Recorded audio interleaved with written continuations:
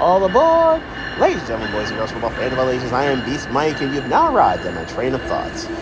Now, obviously, I did not do the playoff tier preview yesterday, so instead, I'm going to do both tiers. I'm going to do the playoff tier and the title tier teams this time and in this video. So it may be a little faster than the previous two videos I've done in this series, but we're going to try to rip through them all in a timely fashion. Let's get to business.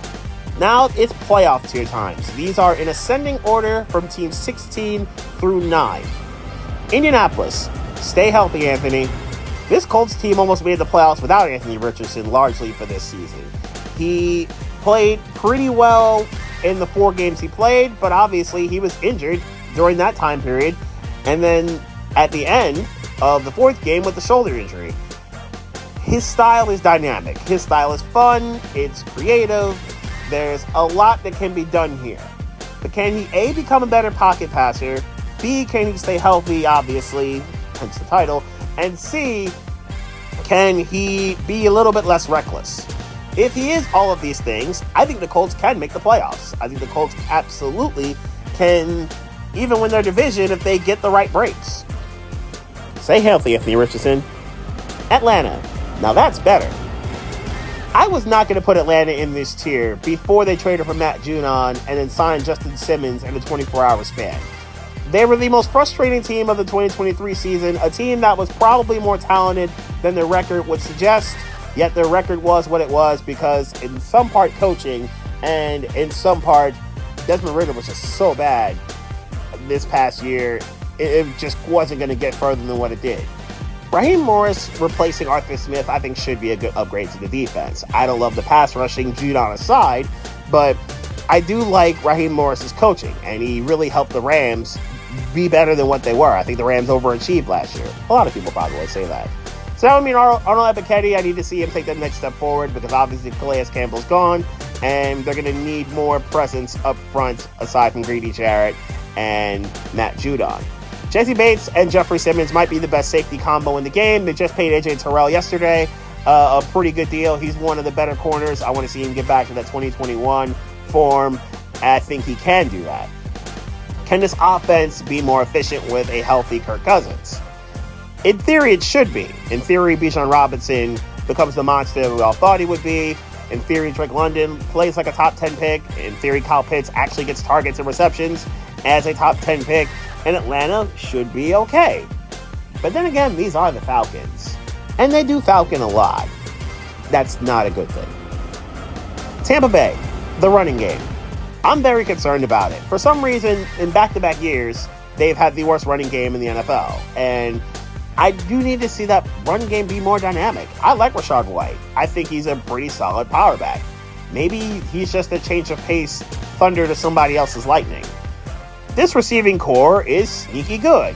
Mike Evans is going to the Hall of Fame. Chris Godwin is a very good receiver.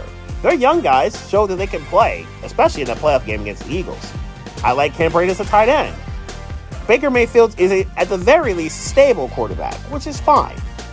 But Tampa Bay's run game, I think, needs to be more dynamic. And I think their defense, though it's not terrible, I think can also be more dynamic. Yaya Diaby was a pretty good rookie. I think he can be better year 2. Elijah Cansey, I want to see more from him, especially with Vita Vea on the opposite side of him. There's promise here with Tampa Bay. They can defend their NFC South championship. But obviously, like I just mentioned, the Falcons are going to put up a fight. Dallas could miss playoffs. It is very well on the board that both those NFC South teams leap the Cowboys and get into the playoffs. And after how they performed in said wildcard game where they fell asleep at the wheel or forgot it existed, I think that would be very well on the board if their lack of additions come back to bite them. They didn't really do much in the offseason. Losing Tony Pollard is going to hurt, and I think their run game might be awful because of it. Unless a Deuce Vaughn or maybe you get a fountain of youth year from Zeke or something like that could help them kind of stay afloat there. Yes, the passing attack should be great. Dak's going to be awesome again in theory, and CeeDee Lamb is going to get paid and he's going to play like he wants to get paid, and Brandon Cooks is going to be as stable and as reliable as it gets in theory.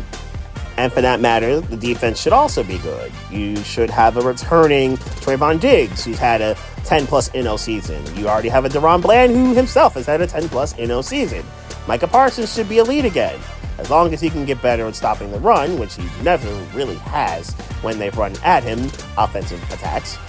The Cowboys, in theory, should be good again, even though Dan Quinn is gone. Mike Zimmer, I think, will be a decent DC, but can the Cowboys be as opportunistic as they've always been on the defensive side? I think it is on the board that the Cowboys missed the playoffs, and part of that because of the downgraded defensive coordinator, part of it because of the downgrade in the running back room. I think the Cowboys are in a little bit of danger of missing out on the postseason, and obviously part of it because the NFC East never seems to have repeat champions. Speaking of which, Philadelphia, 2022 or 2023? What year are you? Are you the year that crushed worlds, had a basically perfect roster, and then ran into Mathanos in the Super Bowl? Or are you the year where you look like you were going to do it again, even though you really didn't look like it as a 10-1 team, and then absolutely collapsed like a building was knocked down by a wrecking ball? What are you? The offense, in theory, I think can be very 2022-like, where you might have the best offense in football talent-wise. There's no holes. This offensive line is still great without Jason Kelce being there. Jalen Hurts, though I don't love him as a passer, is at least productive enough to use what he has. Saquon Barkley's a really good running back and an obvious upgrade over DeAndre Swift. This receiver trio is nasty with A.J. Brown and Devontae Smith, and now we have the newly acquired Jahan Dotson. This could be nasty there. Dallas Goedert's a really good tight end. This is a tremendous offense, I think, that can put 30 up on anybody in the NFL. I am concerned about the defense. Darius Slay should be okay as long as he's healthy. The Georgia boys up front and Jalen Carter and Jordan Davis should clog the holes up for the run defense. I like Josh Sweat. I think he's a very good edge rusher. The loss of Reddick is probably going to hurt a bit. Breece Huff did have a 10-sack year last year. I think he's going to be pretty good, but I need to know if that's a one-year wonder. I need to know if the rookies in the secondary are like that or going to have the rookie lumps. If I've learned anything from Vic Fangio, the safety room is going to benefit. Reed Blankenship, that means you.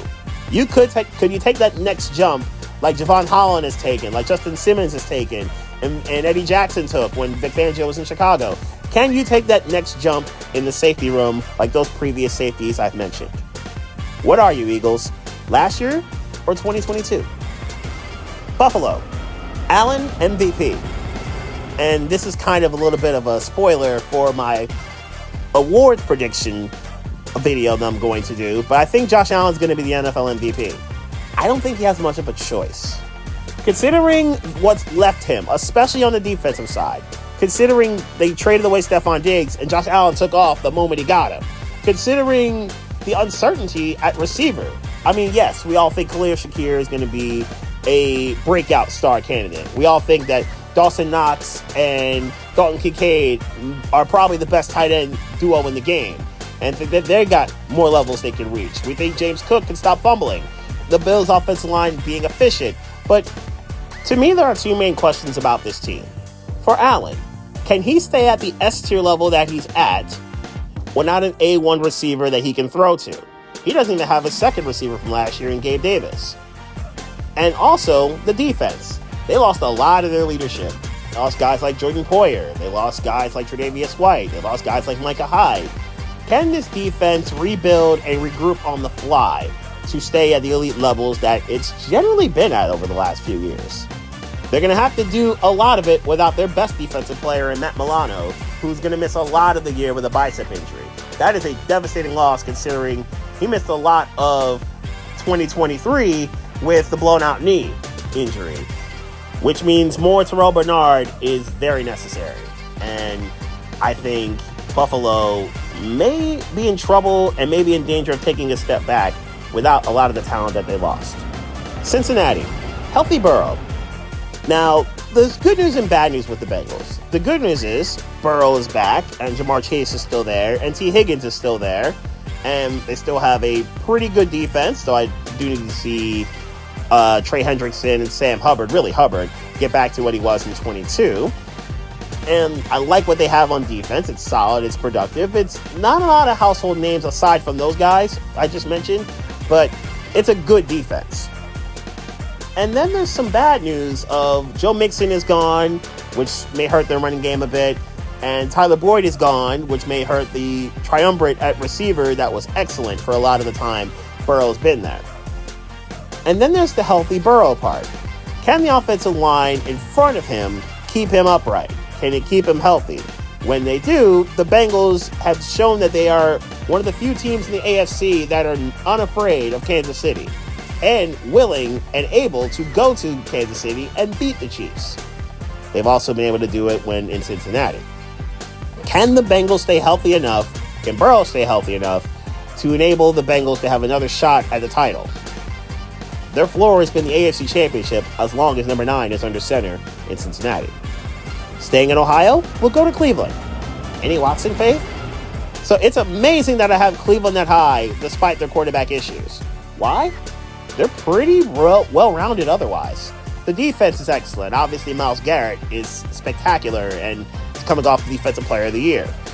Jeremiah Owusu-Koramoah just got paid, and he earned it because he's played really well in his career. Denzel Ward's a very good corner still. This defense is physical, and they can get busy against anybody, and they can cause a whole lot of damage to a lot of squads. But then there's the offense. Is Nick Chubb going to be back to full health? And how close will he be back to said health? They just traded for Jerry Jeudy, who should be a decent wide receiver too, alongside Amari Cooper. I like that. David Njoku had a nice breakout year finally. He's proven himself to be a good tight end. Their offensive line is one of the best in the game. There's a lot to like about what the Browns have. Except the quarterback spot. What is Deshaun Watson? Is he what he's been the last 2 years when he's played? Or is he somehow going to get back to what he was in Houston when he was excellent? And is the reason why the Browns effectively sold their souls to go get him. Cleveland's got a shot to make a run if Watson is the Houston form. If he's the Cleveland form, Cleveland is a one and done, and potentially may miss the playoffs. Now on to title tier. LA Rams, no Donald, but they did an excellent job of drafting last year. The Seminole guys, I think, are going to be pretty good rookies this year. Jared Verse and Brandon Fisk should, at the very least, kind of help replacing one of the greatest defensive players of all time, and I think the greatest defensive player in this generation, in Aaron Donald. The Rams have done an excellent job in terms of really building their youth to help what they've got in terms of their core. Can Puka Nacua have a great sophomore year like he did his rookie? Kyron Williams, how healthy will he be? He's shown himself when he is to be a very good running back. Matt Stafford, does he have a couple more years left in him of really good QB play? And Cooper Kupp, can he stay healthy and get anywhere close to the God tier year that he had when the Rams won the title? The Rams are a very promising squad, and I think can certainly make a run if things fell right in their laps. Miami, end the drought. That seems to be the goal. That seems to be the mantra. That seems to be the, I would consider, minimal task that Miami has to do for the 2024 season. And the longest playoff drought in the NFL currently at 24 years. Can Miami do that? This is a really good roster to try to do that with. Tua Tagovailoa finally got paid, and he looks incredibly competent since Stephen Ross cut him that check. Raheem Mostert and Devon Achane look really good, and Jalen Wright could be an Achane clone, which will certainly help out the speed force that Miami is bringing on their offensive side of the ball. You have the best receiver duo in the game in Tyreek Hill and Jalen Waddle. Tyreek Hill was thought of as such, and a potential Odell Beckham, who I think when he's around, I think he can be similar to what he was in Baltimore. The offensive line is still a little spotty, and I think losing Robert Hunt may hurt them if Liam Eichenberg doesn't become the right guard replacement, or whomever may play the right guard spot fills that properly. But his offensive line with Teron Armstead and Austin Jackson in it, I didn't think I'd say that about Austin Jackson a year ago, but when Jackson and Armstead are around, they seem to be productive, and this offensive line seems to be very stable and flourish. Replacing Connor Williams is going to be a little challenging. Aaron Brewer's going to have to do that. Losing Vic Fangio may be an upgrade for this defense, because this defense seemed to like Vic Fangio. We'll see if Anthony Weaver can bring that aggressive style that so far it seems like he has been bringing. Jalen Phillips is back to health, and Bradley Chubb should be back soon. Although both rookie pass rushers will be very much counted on early, Mo Kamara and Chop Robinson, who was the first-round pick. Zach Sealer and Christian Wilkins were one of the better defensive tackle combos in the game. Wilkins is gone now, but Sealer is still there and has a bargain of a deal, especially considering his 10-sack season last year. Can Calais Campbell help the cause in replacing Wilkins, which is a very tough task? Jalen Ramsey should be back to health, and Kendall Fuller is there to replace Xavier Howard, and he's generally been healthier than what Howard was. And then, of course, there's Javon Holland in the back with Jordan Poyer as the safeties. This is a very talented Dolphins team, but they have to do two things. One, put it together for an entire season, which obviously includes November and December. And two, can they stay healthy? They got ravaged by the injury gods last year at the very end of the year, and then sentenced to being in a freezer, or Antarctica, I guess, when they went to Kansas City for that wildcard game. For Miami to evade the latter possibility, you got to win a division for the first time since 2008, more than likely. Baltimore, rebuilding the defense. I just talked about Anthony Weaver and the fact that he's gone to Miami. Mike McDonald's the coach in Seattle. The Ravens lost a lot of defensive talent and defensive coaching over this offseason. Geno Stone's in Cincinnati, for example. And Stone was one of the league leaders in NOs last year. Although Kyle Hamilton showed himself to be an excellent free safety and has really built himself up to be a top tier one. And this is one of the first times in pretty much forever that I have more faith in the Ravens offense than their defense, basically because of all the pieces that Baltimore lost on that front. Except for Justin Matabuke, he's really good too. And Roquan Smith, who's an excellent interior linebacker. This offense is nasty though. Lamar Jackson and obviously Derrick Henry coming over from Tennessee. And then you got Zay Flowers, who became a number one receiver for Baltimore the minute he was drafted there. Boy, the Chargers messed that up. And then Mark Andrews coming back and Will Likely, which may be the second best tight end combo in the game aside from what's going on in Buffalo. The Ravens have a very potent, very destructive offense, which will keep Lamar Jackson in MVP conversations. But can the defense hold up and stay at the levels, or anywhere close to them for that matter, that they've been at the last couple of years? They're going to have to keep up in the AFC. Green Bay, growing up fast. They're still the youngest team in the NFL, and they've already got a lot of experience. Jordan Love came on strong to end the season, obviously. He got paid because of that. It may be a very risky proposition, but Jordan Love showed that he can play, and he can ball out with a receiving core that doesn't have a one, but a lot of talent in it. I like what Jalen Reed is. I like what Romeo Doubs is. Christian Watson's the most talented, but his health really does kind of undercut him. I like what Dontavius Wicks brings as a fourth receiver. They have a very potent crew. Losing Aaron Jones is going to hurt. Gaining Josh Jacobs is going to help. A whole lot of thunder in that backfield with him and A.J. Dillon. The Packers defense is not bad, and I think should be a little bit better for this season, but I do need to see the defense kind of hold the fort and then let this Packers offense do what it does. There's a lot of talent there, and Jordan Love will probably be in people's MVP dark horse conversations. Can he and they live up to the hype that they've given themselves? Houston, expectations. You now have them. Everyone's going to see you coming. Everyone loves CJ Stroud and the production that he had last year.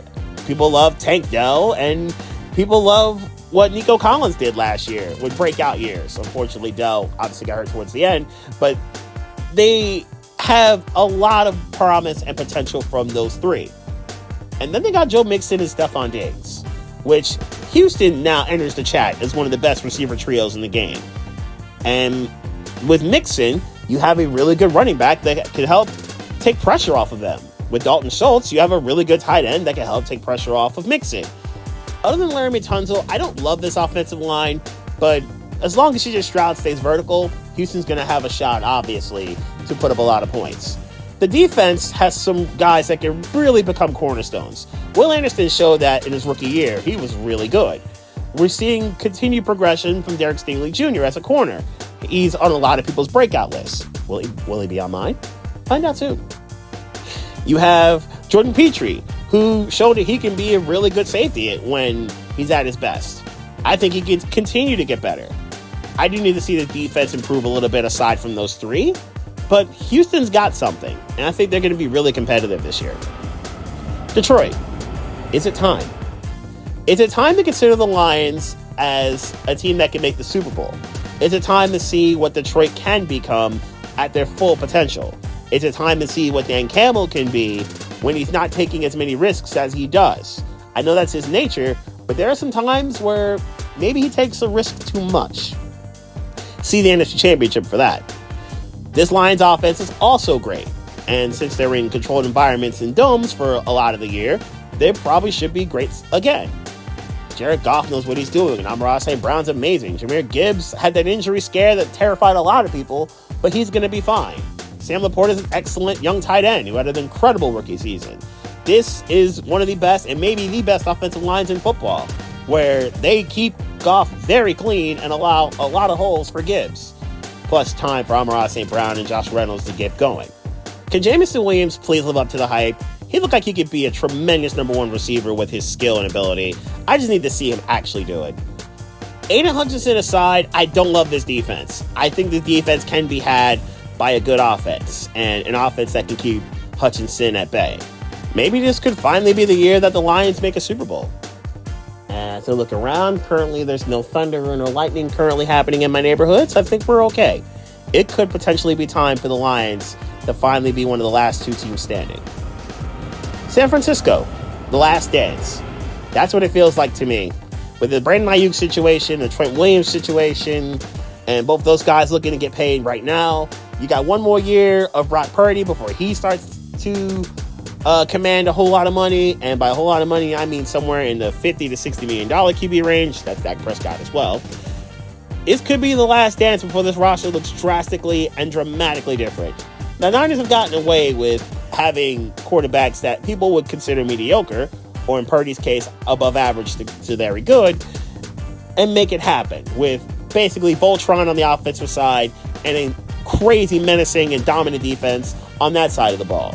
Everyone on the defensive side should be back, and that includes Hufanga, who blew out his knee early in the season, and then Dre Greenlaw, who tore his Achilles at the Super Bowl. It was the worst possible time to do that. I would imagine both parties will be back soon enough. Also, Leonard Floyd's there to be the opposite pass rusher to Nick Bosa. You may remember Leonard Floyd, Jets fans, as the guy who got to Aaron Rodgers and sacked him and injured him on Monday Night Football in Week 1 of the 2023 season. Monday Night Football of Week 1 of the 2024 season includes the Niners and those Jets, at least in Santa Clara this time. That may not give Jets fans too much comfort because Leonard Floyd will not be double-teamed due to Bosa. That may be bad for Aaron Rodgers and company. Jets fans, when they saw this, were not happy. And of course, Kansas City, the Tribal Chiefs. We got to acknowledge it. This is a dynasty. 3 titles in 5 years, and the main core of Reed, Kelsey, and Mahomes are there. They're back, and their defense is still really good. Yes, they traded L'Jarius Sneed to Tennessee, but Trent McDuffie's an excellent corner in his own right, and the defense as a whole is young, not named Chris Jones, but he's still very good, and incredibly talented. Nick Bolton should be back in this unit and should be 100%, because at times last year he wasn't. This is a very good young defense. George Karlaftis continues to improve and move forward. This offensive line is incredibly stable, and now that Jason Kelsey's retired, Creed Humphrey probably is on the very short list of the best center in the NFL. I think of Ty Lindenbaum in this realm as well. They have become the new Patriots. Greatest quarterback of the generation. They have the best coach of this generation as of right now. They have won a dynasty that everyone seems to hate. They even have the celebrity aspect of things with obviously Kelsey and Taylor Swift. Kelsey of the Travis kind. Can Kansas City keep this going and do something that not even those Patriots or any other NFL dynasty for that matter have been able to do? Get 3 straight Super Bowl victories. And you've reached my final stop of this train of thought when it comes to the NFL previews. The next videos are going to feature breakout candidates and rookies I'm most looking forward to. There's going to be one of each for all 32 teams. And then the official predictions that I'm going to drop when it comes to the playoffs and the awards. Who do I think is going to get to New Orleans and Super Bowl 59? Who am I looking forward to watching in terms of breakout guys or rookies? Find out on my next Trains of Thought.